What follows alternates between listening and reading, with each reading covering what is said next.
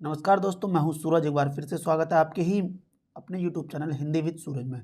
तो दोस्तों, आप सभी जानते हैं उत्तराखंड में प्रवक्ता भर्ती परीक्षा शुरुआत हो चुकी है। फॉर्म आ चुके हैं, सब लोग तैयारी कर रहे हैं। तो मैं आपको सिर्फ इतना कहना चाहूँगा कि जो आप स्क्रीनिंग पेपर की तैयारी कर रहे हैं, हर विषय में आप देख रहे हैं कि जो पद आए हुए हैं बहुत कम कम आए हुए हैं। तो आप अपना जो मुख्य विषय है प्रवक्ता भर्ती परीक्षा के लिए, उसको भी साथ साथ कवर करते रहिए। क्योंकि जब मैंने पिछले टाइम का पेपर देखा था और उससे पुराना भी मैंने पेपर देखा, तो मैंने ये पाया कि उसमें जो सिलेबस दिया हुआ है वो छोटा मोटा सिलेबस नहीं है, एक अच्छा खासा सिलेबस दिया हुआ है। और मुझसे कई लोग ये भी पूछ रहे हैं कि वो उसमें इंटर कॉलेज के लिए है, तो क्या हमें इंटर तक का ही मैटर पढ़ना पड़ेगा? तो ऐसा कुछ भी नहीं है, उसका सिलेबस आपको और ऊपर का भी जाना पड़ेगा। तो दोस्तों, ये जो मेरे नोट्स हैं, ये हिंदी विषय के लिए मुख्य परीक्षा के लिए आपके लिए कंप्लीट होंगे। और आप अगर इनको करते हैं तो यकीनन आपको काफ़ी मदद मिलेगी। तो ज़्यादा समय नहीं लेते, चलते हैं प्रश्नों की तरफ। और अगर आप हिंदी विषय वाले हैं, प्रवक्ता की तैयारी कर रहे हैं, तो ये मुख्य विषय के लिए मेरा जो नोट्स है आपकी काफ़ी मदद आने वाला है। ठीक है, आप इसको पूरा पढ़िए एक बार, इसका आदिकाल कंप्लीट करिए। और आपने प्रवक्ता एग्ज़ाम या टीजीटी, पीजीटी या फिर आप कोई एक बड़े एग्ज़ाम को भी अगर आप सेट नेट के लिए देखते हैं, तो आपके लिए वहाँ पे काफ़ी हेल्प करने वाला है। ठीक है, जो आपका, जैसे कि मैं आपको बता दूं कि आपके लिए आप ये नहीं कह सकते कि यार ये हमारे एग्ज़ाम में नहीं बनेगा, इसका लेवल हाई है, ये ऐसा है। आपका एग्ज़ाम भी बहुत हाई लेवल का एग्ज़ाम है। एग्ज़ाम क्रैक करते ही आपकी जॉइनिंग है, तो सोच सकते हैं आप बिल्कुल भी कहीं पे भी कमी रखने की कोशिश ना रखें। तो ज़्यादा समय नहीं लेते, चलते हैं प्रश्नों की तरफ। प्रश्न क्या है, टॉपिक है ये हिंदी साहित्य का इतिहास। ठीक है, हिंदी साहित्य का इतिहास के संबंध में देखो क्या बोल रहे हैं। सबसे पहले इतिहास, इतिहास का शाब्दिक अर्थ होता है ऐसा ही था या ऐसा ही हुआ। कहने से मेरा मतलब है जो बात हो चुकी है और प्रत्यक्ष के साथ हुई है, उसी को हम क्या कहते हैं, इतिहास। जैसे कि आज अगर कोई ओलंपिक गेम्स होते हैं या कोई होते हैं और उसमें कोई रिकॉर्ड बना देता है, तो हम उसे क्या बोलेंगे, भाई इनने इतिहास रच दिया, ऐसा ही था या ऐसा ही हुआ था, क्योंकि वो स्वर्ण अक्षरों में लिखा गया। जिसका पूरा सबूत होगा, साक्ष्य होगा, उसी को हम क्या कहते हैं, इतिहास की कैटेगरी में हम उसको रखते हैं। इतिहास का संबंध अतीत से होता है। इसके अंतर्गत, अतीत मतलब आप समझ ही रहे होंगे, अतीत मतलब पास्ट हो गया आपका। इतिहास का संबंध अतीत से होता है। इसके अंतर्गत केवल वास्तविक या यथार्थ घटनाओं का ही समावेश होता है। इसमें कोई मनगढ़ंत कहानी को आप इतिहास के रूप में नहीं रख सकते। अंतर्गत केवल वास्तविक या यथार्थ घटनाओं का ही समावेश होता है। अब देखो, एक राइटर हैं जिसको हम इतिहास का जनक भी कहते हैं, हेरोडोटस। हेरोडोटस का जन्म आप याद रखेंगे 484 ईसा पूर्व। ये प्रश्न बन सकता है कि हेरोडोटस का जन्म कब हुआ है, तो 484 ईसा पूर्व में हुआ है। अब हल्की सी बात आ रही है दूसरी, देखो साहित्य के लिए ये परिभाषाएं हैं कुछ।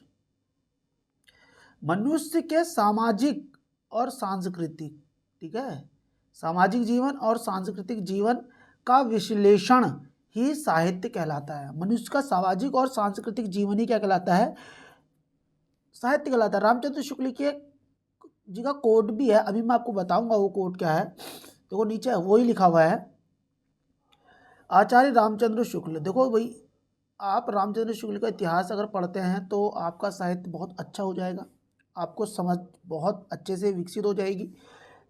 1884, ये क्या है मैं आपको बता दें, ये इनका जन्म है। रामचंद्र शुक्ल का जन्म कब हुआ है, 1884 ईसा पूर्व ईस्वी में हुआ है। ईसा पूर्व नहीं, ईसा में। 1941 में डेथ हुई थी, तो हम सिर्फ जन्म की बात करेंगे 1884 में। रामचंद्र शुक्ल के अनुसार प्रत्येक देश का साहित्य वहाँ की जनता की चित्तवृत्ति का संचित प्रतिबिंब होता है। जनता की चित्तवृत्ति में परिवर्तन के साथ साथ साहित्य के स्वरूप में भी परिवर्तन होता है। कहने का क्या मतलब हुआ, कहने से मेरा मतलब है कि प्रत्येक देश का जो भी साहित्य हो गया, वहाँ की जनता की चित्तवृत्ति, जो हृदय हो गया, चित्तवृत्ति का संचित प्रतिबिंब होता है। जनता की चित्तवृत्ति में परिवर्तन के साथ साथ, अगर मेरा हृदय में परिवर्तन होगा, मेरे समाज में परिवर्तन होगा, तो कहीं ना कहीं मेरे बिहेव में भी परिवर्तन आपको दिख जाएगा, है ना। तो वो यही बात बोला कि चित्तवृत्ति में परिवर्तन के साथ साथ साहित्य के स्वरूप में भी परिवर्तन होता है। आपने अगर आप खुद ऐसे सोचो, अगर आप पार्टी में हो, इंजॉय में हो और खुश हो तो आप बिल्कुल रॉकिंग सॉन्ग सुनते हैं। वहीं पे अगर आप सैड होते हैं जब, तो आप बिल्कुल रॉक वाले सॉन्ग नहीं सुनते, आप सैड सॉन्ग सुनते हैं। तो साहित्य भी सेम वैसे ही है। समाज में जो चीज़ चल रहा है, समाज में अगर मनुष्य के चित्त में परिवर्तन हो रहा है, समाज में परिवर्तन हो रहा है, तो आपको साहित्य में परिवर्तन देखने को मिलेगा, है ना। यही बात रामचंद्र शुक्ल ने बोली थी और ये प्रश्न बन भी चुका है जो मैं आपको बता रहा हूँ। जनता की चित्तवृत्ति बहुत कुछ राजनीतिक, सामाजिक, सांप्रदायिक और धार्मिक परिवर्तन के अनुसार होती है। प्रश्न क्या था कि जनता की चित्तवृत्ति में जो परिवर्तन होता है, निम्न में से कौन नहीं है शुक्ल के अनुसार। ऑप्शन था राजनीतिक, सामाजिक, सांप्रदायिक, धार्मिक और इसी तरीके से बना था एक और ऑप्शन आपका आया था, उसमें सांस्कृतिक बना था। ये सामाजिक है, बना था सांस्कृतिक, ठीक है, सांस्कृतिक, और यही वो गलत गया था, ठीक है। तो समझ लो जनता की चित्तवृत्ति बहुत कुछ राजनीति, देखो राजनीति कैसे याद करते हैं, राजनीति कहाँ होती है, समाज में होती है। समाज में नेता लोग सांप्रदायिकता फैलाएंगे और धर्म पर ही वोट लेंगे। तो इस तरीके से मैंने इसको याद करने की कोशिश की थी कि राजनीतिक, समाज में, फिर सांप्रदायिक दंगे और फिर धार्मिक चीज़ें करके वोट को लिया जाएगा। तो इस तरीके से भी आप जनता की चित्तवृत्ति में बहुत कुछ राजनीतिक, सामाजिक, सांप्रदायिक तथा धार्मिक परिवर्तन के अनुसार होती है। अगला चीज इसमें बोल रहा है इतिहास लेखन के प्रति भारतीय दृष्टिकोण कैसा था। तो इतिहास लेखन के प्रति भारतीय दृष्टिकोण कैसा है, आदर्श मूलक और अध्यात्मवादी दृष्टिकोण है। अब बढ़ते हैं अगले पॉइंट की तरफ, साहित्य इतिहास की लेखन पद्धति है। तो दोस्तों याद रखना, किसी भी देश का अगर साहित्य लिखा जाता है तो साहित्य लेखन की जो पद्धति होती है वो मुख्य रूप से 4 होती है। तो 4 पद्धति को हम पढ़ के चलेंगे। हिंदी साहित्य के इतिहास लेखन की 4 पद्धतियां मुख्य हैं। सबसे पहले तो आप ये याद रखना कि इतिहास लेखन की पद्धतियां कितनी मुख्य हैं, 4 पद्धति। कौन कौन सी, वर्णानुक्रम पद्धति, काल अनुक्रम पद्धति, वैज्ञानिक पद्धति और एक होती है विधेयवादी पद्धति। कौन सी पद्धति होती है, विधेयवादी पद्धति होती है। तो दोस्तों हमने 4 पद्धतियों की बात करी है, वर्णानुक्रम पद्धति, काल अनुक्रम पद्धति, वैज्ञानिक पद्धति और विधेयवादी पद्धति। अब इसमें मैंने एक चीज लिखी हुई है कि वर्णानुक्रम पद्धति के पीछे तासी और शिव सिंह सेंगर, मतलब कि तासी ने जो अपना हिंदी साहित्य लिखा वो वर्णानुक्रम पद्धति पर लिखा। शिव सिंह सेंगर ने भी अपना इतिहास किस पद्धति पर लिखा है, वर्णानुक्रम पद्धति पर लिखा है। काल अनुक्रम की बात करते हैं तो गिरियर्सन और मिश्र बंधु, इन दोनों ने ये पद्धति का प्रयोग किया है। हजारी प्रसाद द्विवेदी की अगर हम बात करते हैं तो वैज्ञानिक पद्धति में किसका नाम जाता है, हजारी प्रसाद द्विवेदी ने। यहीं पे रामचंद्र शुक्ल और तेन, सबसे ज्यादा महत्वपूर्ण प्रश्न है। रामचंद्र शुक्ल का इतिहास जो है वो हिंदी के सबसे महत्वपूर्ण इतिहास माना गया है। वो किस पद्धति के आधार पर लिखा गया था, तो विधेयवादी पद्धति पर लिखा गया था। रामचंद्र शुक्ल और तेन, तेन क्यों है इसका समझना, जो तेन है इसी ने इस पद्धति की शुरुआत की थी। तो विधेयवादी पद्धति का जन्मदाता कौन है, तेन है, तेन। हालांकि इन पद्धति को हम बारीकी से पढ़ेंगे। अब देखते हैं वर्णानुक्रम पद्धति आ रही है सबसे पहले नंबर पे। वर्णानुक्रम पद्धति को देखो कैसे करना है। वर्णानुक्रम पद्धति में इसमें रचना का देखो, वर्ण अनुक्रम, वर्ण के बाद अनुक्रम करना। जैसे शब्दकोश में आपने देखा होगा ए, फिर बी, सी, वैसी उसमें क्या बोला है, इसमें रचनाकारों का विवरण उनके नाम के प्रथम वर्ण के क्रम से दिया जाता है। उदाहरण के लिए इसमें क्या बोला, देखो कणप्पा, कबीर, केशवदास और कुंवर नारायण। अगर आपने साहित्य पढ़ा है तो आप समझ रहे होंगे, कणप्पा जो है आपका, जब हिंदी साहित्य का इतिहास हम सिद्ध पढ़ते हैं तो वहाँ पे हम इनको पढ़ रहे होते हैं। फिर जब हम भक्ति काल आ जाते हैं, मतलब आदिकाल समझ लो इनको, भक्ति काल में हम निर्गुणवाद में कबीर को पढ़ते हैं, है ना। रीति काल में केशवदास को पढ़ते हैं, कुंवर नारायण को हम आधुनिक काल में पढ़ते हैं। लेकिन इनका नाम क से शुरू हो रहा है, इसी के चलते हमने इनको क्या कर दिया, एक सीरीज में रख के दिया। लेकिन एक चीज मुझे बताओ, कणप्पा आदि काल में जो समाज में चल रहा है उसको लिखेंगे और अपने धर्म के बारे में लिखेंगे। कबीर अपने समाज को देखकर लिख रहे हैं, केशवदास रीति से संबंधित लिख रहे हैं, कुंवर नारायण आधुनिक काल में लिख रहे हैं। अब मुझे एक चीज बताओ, ये क्या एक साथ दे दिया जाए तो साहित्य के क्रम से बनेगा, बिल्कुल भी नहीं बन पाएगा। इसीलिए इसमें क्या हो गया, मिक्स हो गया, पता ही नहीं चल पा रहा कि समाज में चल क्या रहा है, क्योंकि हर राइटर अलग तरीके से अपना समाज को देखकर ही लिख रहा है। क्योंकि साहित्य क्या है, मानव मानव के मन का या चित्त का स्थायी प्रतिबिंब है साहित्य। इसमें ये गड़बड़ हो रहा था, इसीलिए इसको क्या बोला गया, देखो इधर इसको क्या बोल दिया, यह अलग अलग कालों से हैं लेकिन इनका परिचय इनके नाम के पहले वर्ण के अनुसार एक ही जगह करना होगा, जो कि एक शब्दकोश मतलब एक डिक्शनरी के जैसा होता है। लेखन का उदाहरण माना जाएगा शब्दकोश लेखन का वर्णानुक्रम पद्धति में। इतिहास लेखन की सबसे दोषपूर्ण पद्धति मानी जाती है। कौन सी? तो वर्णानुक्रम पद्धति इतिहास लेखन की सबसे दोषपूर्ण पद्धति मानी गई, क्योंकि ये इतिहास ना होकर एक शब्दकोश प्रतीत होता है। काल अनुक्रम पद्धति में क्या बोला है, इसमें रचनाकारों का विवरण उनके काल समय के क्रम से दिया जाता है। रचनाकारों की जन्मतिथि को आधार बनाया जाता है, आधार। अब इसमें भी थोड़ा सा प्रॉब्लम क्या होने लगी, देखो रचना गलत क्यों चले गया काल अनुक्रम, क्योंकि एक ही समय में जन्मे उनकी विचारधारा अलग अलग हो सकती थी। जैसे कि 1907 में अगर आप देखते हैं महादेवी वर्मा का जन्म हुआ है, और 1907 में आप देखेंगे हजारी प्रसाद द्विवेदी का जन्म हुआ है। अब हजारी प्रसाद द्विवेदी जो है आपका प्रयोगवाद प्रगतिवाद उसमें चलते हैं, और ये अपनी छायावाद में चलती हैं, है ना। तो आपने देखो प्रयोगवाद के बारे में हजारी प्रसाद द्विवेदी को पढ़ते होंगे आप, पढ़ते हैं ना। तो गड़बड़ हो रहा था, देखो एक ही समय के जन्मे हुए हैं, तो ये भी थोड़ा सा क्या हो गया, थोड़ा सा गलत होने लगा। कैसे होने लगा, इतिहास लेखन की दृष्टि से इसे भी अधूरा समझा जाता है। यह भी वर्णात्मक पद्धति के समान ही है। इसे कविव्रत संग्रह मात्र कहा गया, कविव्रत, क्योंकि इसमें कवियों का जन्म के आधार पर लिख दिया। अब जन्म के आधार पर लिख दिया तो एक ही जन्म के आसपास के जो कवि थे उनको एक कैटेगरी में डाल दिया, जबकि उनकी सोच अलग थी, विचारधाराएं अलग अलग थी, लेकिन इसको एक साथ रख के इसको कविव्रत संग्रह का नाम दिया गया। जॉर्ज गिरियर्सन की पुस्तक the modern vernacular literature of northern Hindustan, अगर इसकी हम बात करते हैं तो वो किस पद्धति पर लिखी है जॉर्ज गिरियर्सन ने, तो हम बोलेंगे भैया ये तो कालानुक्रम पद्धति पर अपना साहित्य को लिखा था।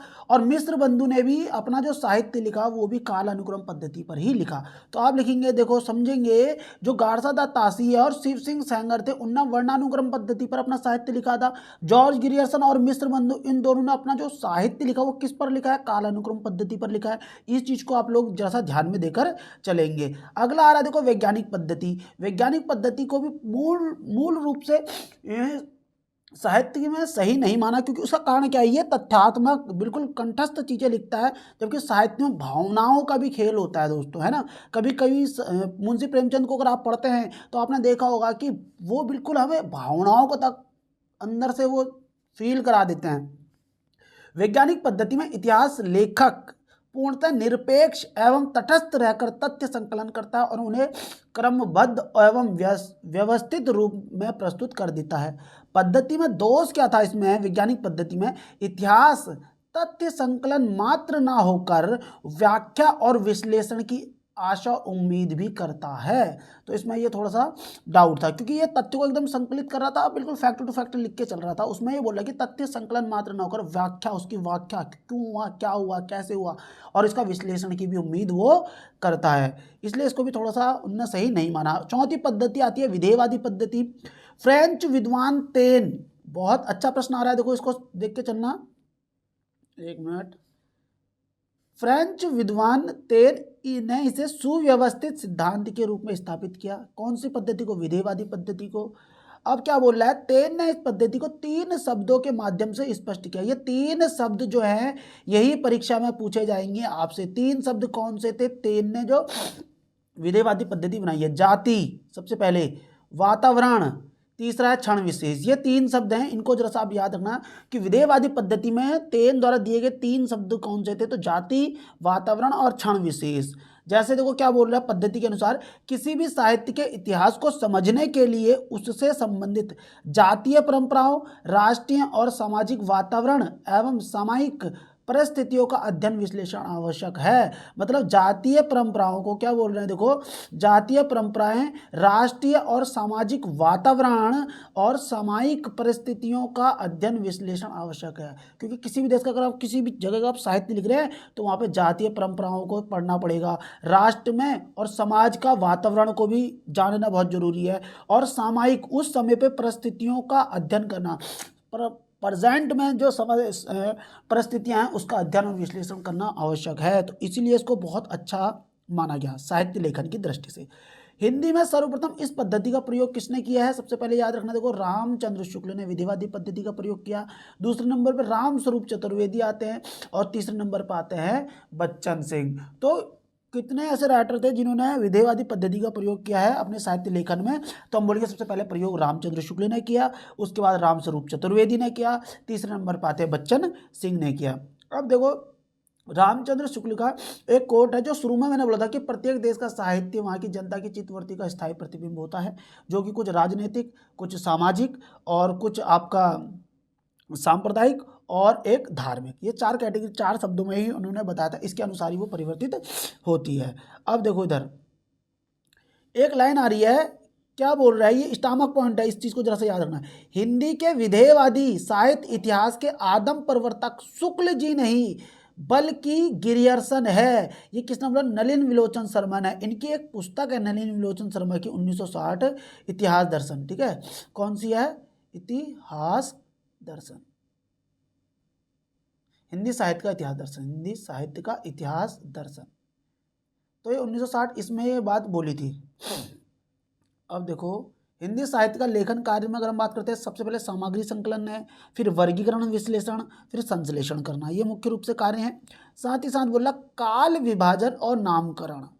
तो आदि काल का या हिंदी साहित्य का जो कालक्रम करा गया, नामकरण रखा गया, वो किस आधार पर था? तो काल विभाजन के कई आधार हो सकते हैं। सबसे पहले कि कालों को जो हमने बांटना है वो किस आधार पर?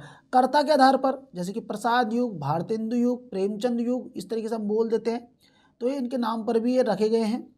साथ ही साथ द्विवेदी युग प्रवृत्ति के आधार पर बोल रहा है कि प्रवृत्ति के आधार पर हम क्या बोल सकते हैं? भक्ति काल, छायावाद, प्रगतिवाद, कविता, नव कविता, इस तरीके से होता है। और विकास के आधार पर देखा जाए तो आदि काल, भक्ति काल और आधुनिक काल। विकास के आधार पर हिंदी साहित्य का विकास देखेंगे तो आदिकाल, मध्यकाल और आधुनिक काल।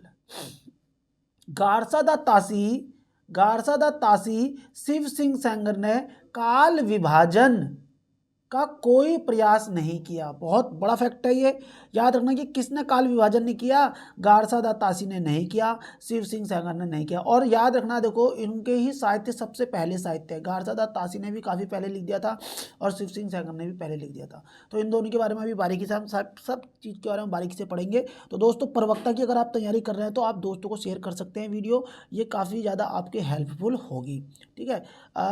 अब बढ़ते हैं आगे को, हम गिरियर्सन का काल विभाजन पढ़ते हैं सबसे पहले। अब देखो गिरियर्सन का जो जन्म है वो 1851 है। अभी हमने क्या पढ़ा था? रामचंद्र शुक्ल का 1884 पढ़ा था। एक हम हेरोडोटस को पढ़ के आए थे 484 ईसा पूर्व पढ़ के आए थे। तो ये जन्म जरा सा याद रखना आप लोग। अगला देखो बोल रहा है गिरियर्सन ने अपनी पुस्तक the modern vernacular literature of northern Hindustan में लिखा आता है, कहीं पे हिंदुस्तान में लिखा आता है। गिरियर्सन ने अपनी पुस्तक जो है the modern vernacular literature of northern Hindustan को 11 भागों में या अध्यायों में विभक्त किया। स्टार मार्क पॉइंट है ये वाली बात, 11 भागों में। अब अगर आप दृष्टि की बुक पढ़ते हैं तो वहाँ पे 11 दिखाता है ना, या फिर आप पढ़ते हैं सरस्वती पांडे पढ़ते हैं वहाँ पे 11 दिखाता है। लेकिन अगर आप पढ़ते हैं कौन सी मनोज मिश्रा की तो वहाँ 12 भी दिखा देता है, क्योंकि जो 12वां क्रम है, माफी चाहूँगा थोड़ा स्वास्थ्य खराब चल रहा है, 12वां जो क्रम है इसमें है वो है अज्ञात कवि। तो इस 12वां अध्याय अज्ञात कवि, तो अज्ञात कवि वाला रखते हैं नियम 11 कवि, और इन 11 कवि नहीं 11 भाग। आपको एक चीज़ याद रखनी है, सबसे पहले देखो चारण काल, मतलब कि आदि काल को चारण काल किसने बोला था? याद रखना गिरियर्सन ने बोला था, जो कि 700 से 14 ईस्वी का समय था। 15वीं सदी का धार्मिक पुनर्जागरण, मलिक मोहम्मद जायसी का प्रेम काव्य, ब्रज का कृष्ण काव्य, मुगल दरबार तुलसीदास, रीति काव्य। ये देखो रीति काल को रीति काव्य बोला गिरियर्सन ने, और ये कितना कौन सा अध्याय है? 7वां अध्याय है। ये प्रश्न बन सकता है कि गिरियर्सन के अध्यायों में रीति काल का कौन सा अध्याय था? तो आप बोलोगे 7वां अध्याय था। तुलसीदास के प्रवृत्ति 18वीं शताब्दी, और फिर आता कंपनी के शासन में हिंदुस्तान, विक्टोरिया के शासन में हिंदुस्तान। तो टोटल ये कितने अध्याय हो गए? याद रखना आप लोग, ये 11 अध्याय कंप्लीट हो गए हैं। अब बात करते हैं अगले प्रश्न की, अगले तरफ बढ़ते हैं। सर्वप्रथम कालों का नामकरण करने का प्रयास गिरियर्सन द्वारा किया गया। अभी हम पढ़ के गए थे कि तासी ने और शिव सिंह सेंगर ने कालों का नामकरण करने का काम नहीं किया था। लेकिन ये क्या बोल रहे हैं, सर्वप्रथम कालों का नामकरण करने का प्रयास गिरियर्सन द्वारा किया गया। स्टार मार्क पॉइंट हो गया ये कि कालों का नामकरण सर्वप्रथम प्रयास सबसे पहले किसने किया, तो आप बोलोगे गिरियर्सन ने किया था। देखो इधर इधर ही पढ़ा था हमने, कहाँ गया आपका, ये देखो, गारसा द तासीस शिव सिंह सेंगर ने काल विभाजन का कोई प्रयास नहीं किया था। काल विभाजन किया था, ना ही कोई नामकरण इनने किया था। अब बढ़ते हैं आगे। मिस्र बंधु का काल विभाजन, तो ये कुछ मिस्र बंधुओं का देखो आप सीधे सीधे पढ़ लेंगे। 5 काल विभाजन इन्होंने किए थे। कौन कौन से काल विभाजन, आरंभिक काल है। आरंभिक काल में सबसे पहले देखो पूर्व आरंभिक काल 700 से 1343 विक्रम संवत। उत्तर आरंभिक काल की हम बात करते हैं तो 1343 से 1444 विक्रम। फिर आता है इनका देखो माध्यमिक काल, पूर्व माध्यमिक 1445 से 1560 विक्रम और प्रौढ़ माध्यमिक 1561 से 1680 विक्रम माध्यमिक काल। फिर है अलंकृत काल, पूर्व अलंकृत 1681 से 1790 विक्रम संवत और उत्तर अलंकृत की बात करते हैं 1791 से 1899 विक्रम संवत। चौथे नंबर पर है आपका परिवर्तन काल 1890 से 1925 विक्रमी और 5वें नंबर पे आता है वर्तमान काल। अब देखो इसको मैं थोड़ा सा छोटा कर रहा हूँ ताकि तुम एकदम ये सीरीज पकड़ सको। कैसे याद रखना है देखो आपको, देखो मैं क्या बोलता हूँ, आम से याद रखता हूँ, अलंकृत, आम अलंकृत या AMA, परिवर्तन, वर्तन के बाद वर्तमान, परिवर्तन के बाद वर्तमान। तो तुमसे अगर पूछे कोई कि बताओ भाई मिस्र बंधु ने कितने भागों में बांटा, तो मैं बोल देता हूँ भैया मिस्र बंधु ने तो 5 भागों में बांटा है, आरंभिक, माध्यमिक, अलंकृत, परिवर्तन और वर्तमान। ठीक हो गया, इस तरीके से इसको आप याद कर सकते हैं। अगली चीज देखो इसमें क्या बोल रहा है, कालों के नामकरण में एक जैसी पद्धति का प्रयोग नहीं किया गया। मिस्र बंधु ने क्यों ऐसा बोला गया मिस्र बंधु के संबंध में, इधर देखो जरा सा। ठीक है, अब देखो आरंभिक काल में पूर्व आरंभिक, उत्तर आरंभिक, अलंकृत काल में देखो पूर्व अलंकृत, उत्तर अलंकृत, लेकिन देखो माध्यमिक काल में इसने पूर्व माध्यमिक, उत्तर माध्यमिक ना करके और प्रौढ़ माध्यमिक कर दिया, प्रौढ़ माध्यमिक कर दिया। तो यहीं से क्या हो गया, गड़बड़ हो गया मामला। कैसे गड़बड़ हो गया, कालों के नामकरण में एक जैसी पद्धति का प्रयोग नहीं किया। आरंभिक काल और अलंकृत काल का उपविभाजन उत्तर और पूर्व और उत्तर में किया था, जबकि माध्यमिक काल का उपविभाजन पूर्व माध्यमिक और प्रौढ़ माध्यमिक में किया गया, इसलिए वर्तमान में स्वीकार नहीं किया गया इसका विभाजन को सही रूप से। अब देखो अगले में बढ़ते हैं रामचंद्र शुक्ल का विभाजन। वीर गाथा काल संवत 1050 से 1375 विक्रम और भक्ति काल की हम बात करते हैं तो 1375 से 1700 विक्रमी। रीति काल की हम बात करते हैं तो 1700 से 1900 विक्रमी और गद्य काल की हम बात करते हैं तो संवत 1900 से 1984 विक्रमी। शुक्ल जी ने अपने हिंदी साहित्य के इतिहास में दोहरा नामकरण करते हुए उसका प्रारूप निम्न प्रकार से दिया। मतलब कि इन्होंने देखो आदि काल के लिए क्या नाम प्रयोग किया, वीर गाथा काल, और हम बोलेंगे पूर्व मध्यकाल के लिए इनने क्या नाम दिया, तो भक्ति काल। उत्तर मध्यकाल के लिए इनने क्या नाम दिया, रीति काल, और आधुनिक काल के लिए बोला गद्य काल। मतलब इन्होंने पूरे हिंदी साहित्य के 900 वर्ष के इतिहास को, कितने वर्ष के इतिहास को, 900 वर्ष के इतिहास को 4 श्रेणी में रखा। तो 4 श्रेणी कौन कौन सी है, आदि काल को वीर गाथा काल बोला इन्होंने, पूर्व मध्यकाल को भक्ति काल बोला, उत्तर मध्यकाल को रीति काल बोला और आधुनिक काल को गद्य काल बोला। तो 4 कैटेगरी उनने बांटी थी।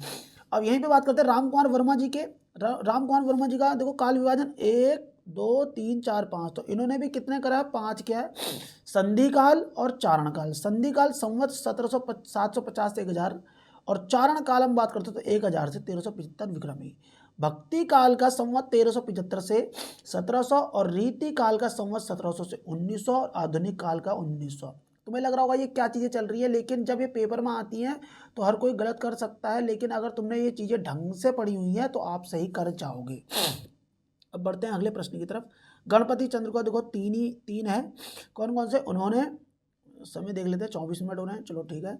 गणपति चंद्र गुप्त ने 3 करे हैं, कौन कौन से, देखो इन्होंने 1965 में अपनी पुस्तक हिंदी साहित्य का वैज्ञानिक इतिहास, अपने में ये प्रश्न है याद रखना, हिंदी साहित्य का वैज्ञानिक इतिहास किसने लिखा, गणपति चंद्र गुप्त ने लिखा। ठीक है। और गणपति चंद्र गुप्त ने भी कब लिखा, 1965 में लिखा। अब इनका काल विभाजन देखो, सबसे अच्छा लगता है मुझे गणपति चंद्रगुप्त का 3, प्रारंभिक, मध्य और आधुनिक। प्रारंभिक की शुरुआत 1184, और ये प्रश्न बनता भी है कि गणपति चंद्रगुप्त ने आदिकाल की शुरुआत कब से मानी, तो वहां पे प्रश्न बन के आता है 1184 से। ठीक है। प्रारंभिक काल की शुरुआत बोलते हैं 1184 तो 1350, मध्यकाल में पूर्व मध्यकाल और उत्तर मध्यकाल। 1350 से 1500 ईस्वी में पूर्व मध्यकाल, 1500 से 1857 में उत्तर मध्यकाल, और आधुनिक काल की शुरुआत इन्होंने कब से मानी, 1857 से इन्होंने मानी है। तो दोस्तों आज थोड़ा स्वास्थ्य भी खराब लग रहा है मुझे, उम्मीद करता हूँ ये चीज़ें आप समझ रहे होंगे, और अगर आप इन चीज़ों को ढंग से करते हैं, नोट्स बना के चलते हैं, तो प्रवक्ता में आपका डन है, अच्छा रिजल्ट रहेगा, और यूजीसी नेट तक के आप इस नोट्स से तैयारी कर सकते हैं।